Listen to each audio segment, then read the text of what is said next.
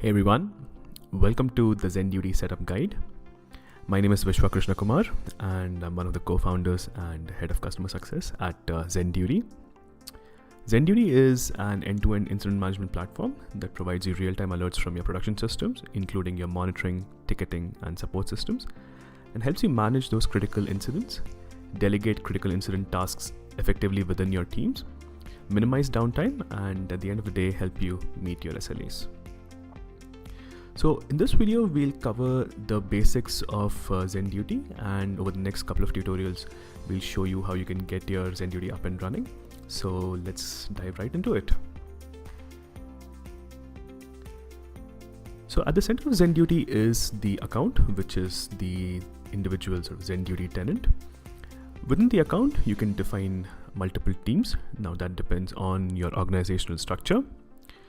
Each team consists of a set of users, a set of services, a set of on-call schedules and escalation policies. You can custom define your incident priorities, SLAs, your incident roles, tags, task templates. And each service within a ZenDuty points to a specific component within your production infrastructure. So it can be a monitoring tool, it can be a specific region within your infrastructure, it can be a specific component or microservice. Each of these services are monitored by what we call as integrations. An integration is essentially an alert source, so it can be an integration with your application performance monitoring tools or your server monitoring tools or your support systems or your ticketing systems, right? So these are your alert sources. Let's take an example of an account where you have two teams, an infrastructure team and a support team. The infrastructure team has a bunch of services, including Azure and a payment service. The Azure service is monitored through a couple of monitoring tools. So that includes your Azure Alerts, Nagios. The Azure service also has outgoing integrations with Slack and Jira. So whenever any new incidents come in within the Azure service, it will sort of send a message to a Slack channel and also create a Jira ticket. Within the same infrastructure team, you have a couple of on-call schedules that have been defined. So you have a primary on-call, an on-call for database issues and an on-call for application issues. The infrastructure team also has a couple of escalation policies that are defined. So you have a support escalation and an SRE team escalation. So whenever there is any issue with any of the services, they can be escalated through either of these two escalation policies. The team has also defined their own custom incident priorities. So we have the P0, P1 and P2 incident priorities. They have defined SLA parameters or SLA thresholds. We have a P0 SLA, which has a resolution threshold of 30 minutes, a P1 SLA with a resolution threshold of 24 minutes. They've also defined incident roles and task templates. So these are concepts that we will cover in our later videos. So let's take a look at how an incident is created within ZenDuty. You have an alert source, typically a monitoring system or a support application. Right. So whenever any of these tools detect any critical event, ZenDuty will receive those signals from those tools and it will create something we call as an incident. Now, whenever an incident is created, it will execute something called as an escalation policy, which is mapped to that specific service. When an escalation policy is executed, it will alert all the users that are part of the escalation policy on their various defined communication channels, and the alerts will be escalated depending on preset parameters. The on-call engineers will then go ahead and acknowledge the issue to prevent any further escalation of these incidents. And then finally, once the incident has been remediated, they will basically resolve the incident on ZenDuty. Let's take a quick view of ZenDuty through a few screenshots that we have here. So the first concept is the concept of the team. You have the infrastructure team and the production team right here within the account.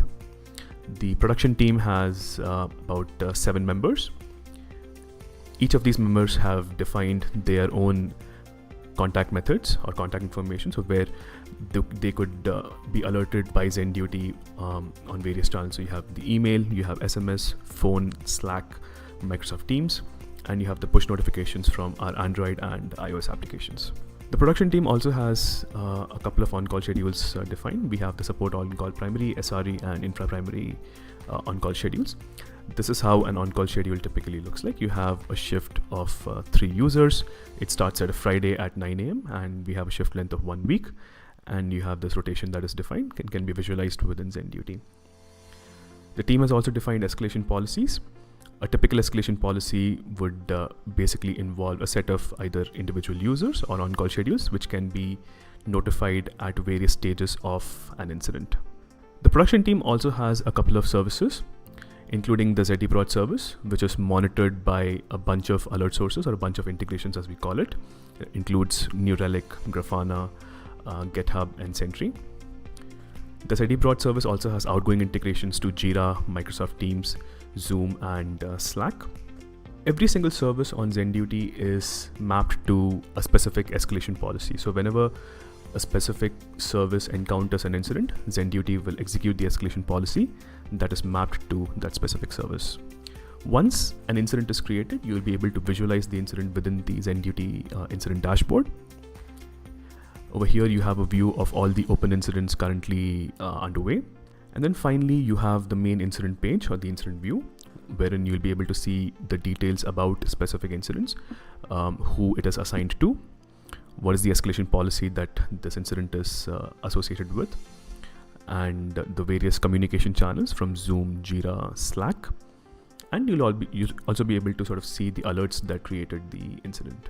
So just to review, we have the account. We've basically covered the account and the teams, and how within the teams you have defined the users, services, the on-call schedules, escalation policies, and a few other custom parameters. We've reviewed how within each service you have various integration or alert sources that basically create an incident on ZenDuty. We covered how those incidents are escalated through the escalation policies, and sort of covered basics of the incident management workflow within ZenDuty. In our next video, we'll show you how you can set up your contact methods in ZenDuty and how you can customize your notification channels and your notification rules depending on the urgency of the incident.